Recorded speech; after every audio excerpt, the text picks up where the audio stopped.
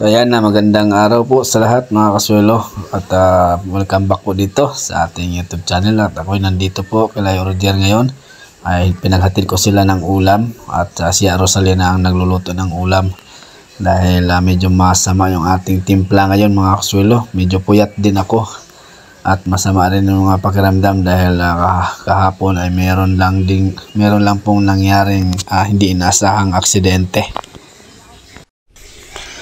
So yun, inilabas na namin po yung aming mga alaga at sila po ni Roger at si Margar ay nagtuloy na dun sa ating pinapagawang extension, pagdidingding.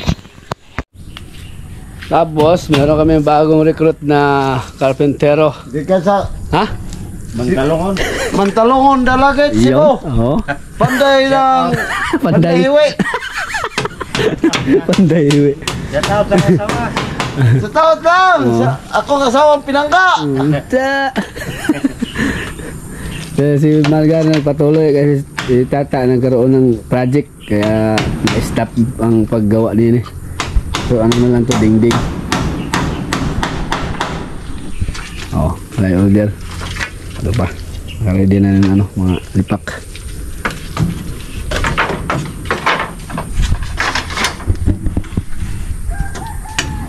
Panday iwi.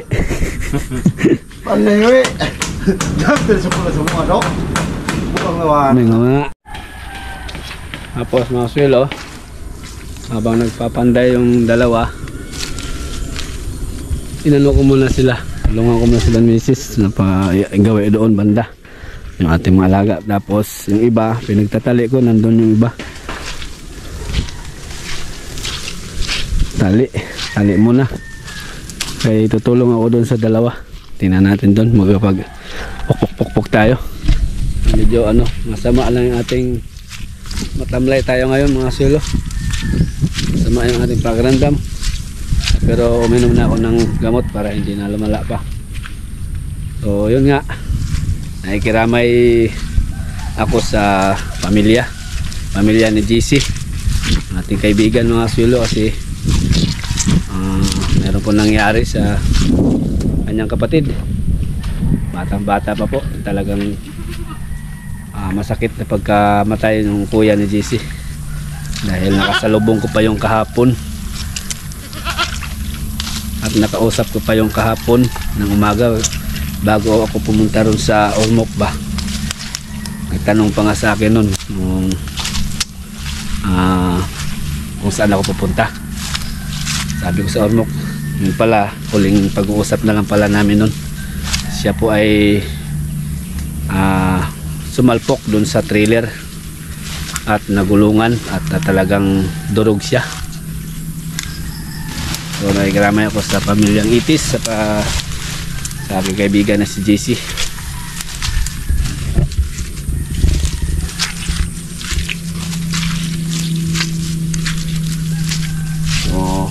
Napuyat din ako kaunti at saka sumama nga yung pakaramdam dahil pumiskyo nga kami ron sa pinangyarihan. Ako ang nasakyan dun sa asawa sa namatay at tama pagdating ko dito doon sa bahay, galing ako dito, madilim na, yun naman ang naglulumpasa yung kanyang asawa na magpahatid dun sa pinangyarihan ng aksidente.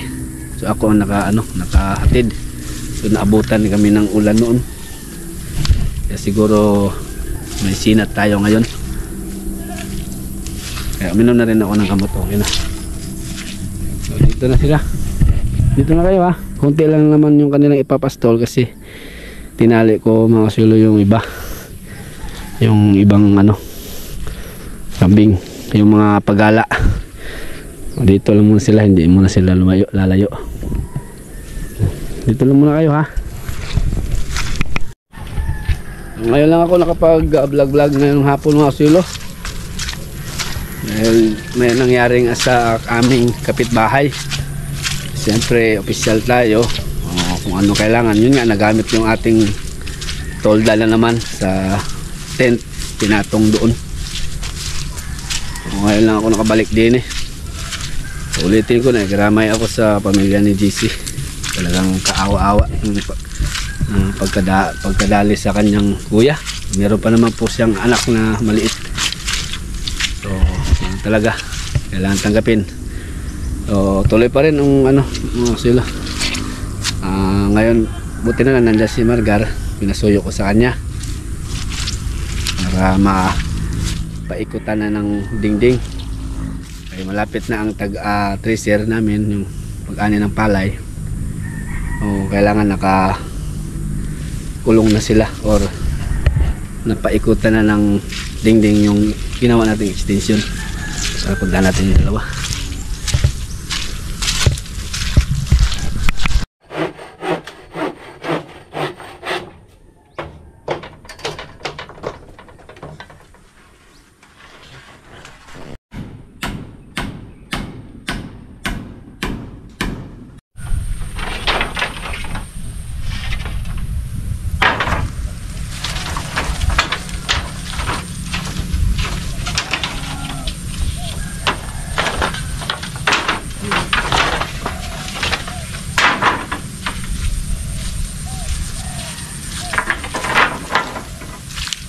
Ngayon itong inumigo nyo. Isa. Chicken. Ito. Gimbita na siya kuna karon. Gimbita na siya karon pwede tres pagtuon. Hindi sa Mayo. Kuan ay pista dito, lami ingat tuno kay dool mo kuno dito sa ilaka kuan yo. asa man dapat sa Ilaka sa Libertador. injo ba mga kayataan dito. Oo, kalidad. Oh. Masumbang. Bukid sila. Kaya ba siya? Erni Nino, iyo siya. Pero, meron. Meron dia ay. May apa? Anak lagi to tin ko sa kita to ni. Kondring. Kaya siya na. Sa asa Libertador sa syudad? Ha? Dura syudad. Man sila sa kuan na. Anak po ba dong? Si Merle. Dito la dito ang kan sa Libertad. Ang juta. Oh. Ay. Aw, masumbang. Pero agian. Agi ang Libertad. Aw. Bagian. Sabi dito na kay mga kapitan ay ang kapitan ay masumbang. So ayan po mga sulo, medyo mababa lang or maiksi lang yung ating vlog po ngayon mga sulo. Dahil hindi tayo nakapag kaninang umaga. Dahil siyempre meron ng dun sa aming kapitbahay. At yan lang siguro yung aking mapagawa sa ngayon. Baka bukas madali na ito. Dahil nandyan si Margar, katulong ko na wala naman siyang ginagawa pa. Yun yung kalabaw lang yung kanyang nilipat-lipat. Dahil wala pa naman yung tag-ani ng palay. So habang pa siya, so pinapatulong ko muna siya dito. So si Margar pagkatapos po ng anihan siguro babalik na siya sa Cebu kasi nandun talaga siya ang hanap buhay niya doon dahil maraming taniman niya doon sa Dalagit at nandun din yung kanyang pamilya. Pumunta lang siya dito para makapag-ani ng palay at makapagdala ng bigas doon sa kanyang pamilya dahil wala ang palay doon sa kanyang lugar. So gusto niyang pumunta muna dito para magkaroon ng bigas dahil mahal na ng bigas doon sa lugar niya. So habang bakante pa si Margar, so pinapasuyo ko muna or nakikisuyo lang po muna ako sa kanya. At nga pala, may request nga pala siya sa akin, bili ko siya ng botas, kaya binili ko siya ng botas kanina pagbili ko ng ulam. So suot-suot na niya ngayon kasi hindi na daw siya sanay na walang botas kasi sa Cebu lagi siya nagbubotas. So binili ko kasi siya din ang nagpapastol sa ating alagang kalabaw na ibebenta. So nag-inoffer niya na siya daw ang maglipat-lipat para meron sa libangan. Ayos. So kuya pala yan ni Doktor si Kuya Margar. Pangalawang anak niya si Shirley, ang kapatid ni Mama. So ang ginagawa ko nga pala dyan mga sulo ay merong sobrang pansahig doon ni Tata ay pinako ko na. Wala ko konti na lang yung pasahigan nila bukas ni Order, yung nakita nyong nakaawang dyan or bakante. So yun yung sasahigan nila bukas. So sa ngayon po mga sulo, yan lang po muna yung aking may share po sa inyo. Dahil medyo ano din ako, may dinaramdam. Pero siyempre ininuman na natin ng gamot niyan para hindi na lumala pa. So medyo okay na po mga sulo. Doon lang siguro sa biyahe namin kahapon na mainit, tapos na ulanan kami bigla. Tapos na dagdagan pa noong nag-rescue nga kami doon sa na-aksidente, na ulanan kami noon. So tamang kwentuhan lang po muna kami diyang tatlo habang pumupokpok kami.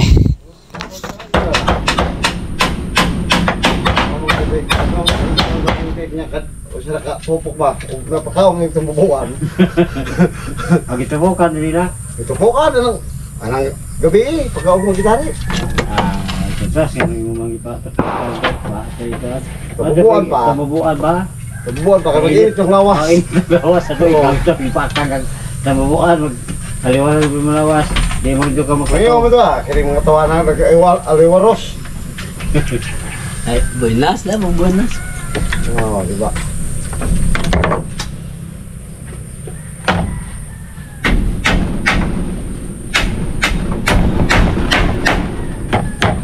Mga kanila mo. Sakta-saktahin lang. Sakta-saktahin lang.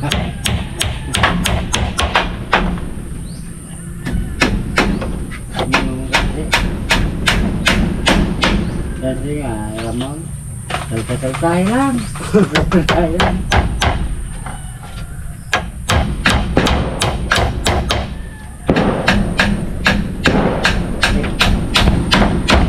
Ay rin po mga. Para tungok ko na nagada magkubkubog. Basta na lagi, pairin nila basta ka marunong mga putukan na na, lubi na dara. Ano bang lubi na mo buat sabay? May sanggut tamo. Laos ang bala?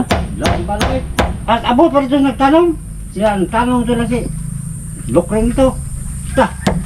Sila sino ni basta ka napahapa ka. Limang bala na kami nagpito man. Mukha mo na, tingog na.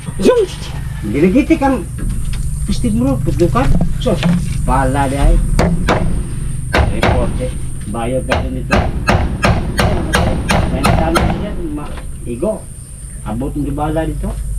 Ba, mga panday nga. Sign off na, sign off. Ang karpentero. Ay, hindi natapos pero isang ano na lang, pisngi na lang. Hindi ka mailang karpentero, hindi ka magdadagan. Sige. So yan po mga sulo. Meron pang natira. So nagpahinga ko na sila. Dahil hapon na kami nag-upisa rin eh. Dahil medyo na ano rin tayo kanina. Busy pa. So tinimporary ko muna nung sinara. So konti na lang. So yung dalawang pisngi okay na. Dito na lang banda. So bukas tatapusin daw nila ito bukas mga sulo para lumapad na yung kanilang takbo-takbuhan ng ating mga alaga. Ayos.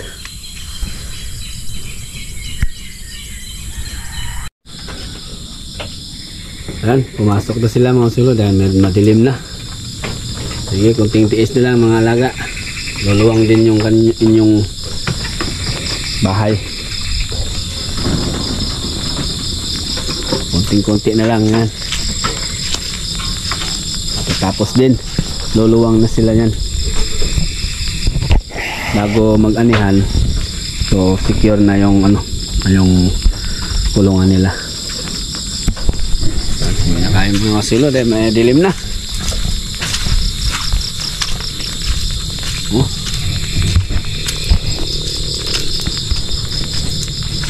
Tapos iinom pa ako ng gamot niya mamaya, follow up. Naulan initan tayo dun sa ating biyahe kahapon, dilim.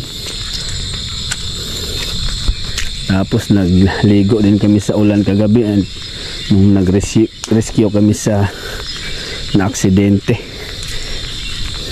Nataon na nandyan ako sa bahay nung humingi ng tulong yung asawa. So ako ang nasakyan papunta ron. At nataon din na umuulan. Nandun yung dalawa. Si G at si Mrs. Ay. Ang panahon po namin, ang status dito sa panahon sa amin mga kasuilo, ganun pa rin. Ayaw ayaw umaraw ng isang araw talaga. Sa isang araw talagang iinit lang, nakabahagya, sandali, tas ulan na naman, abugso-bugso ba. Mabuti nga ngayon medyo blow na, sana tuloy-tuloy na ito dahil yan din yung hiling ng aming mga kasamahan sa Tropan Tracer, kasi mahihirapan po kami mag-ani ng palay kapag umuulan. Ayan na naman, mga patak na naman. Dali, pumapatak na naman.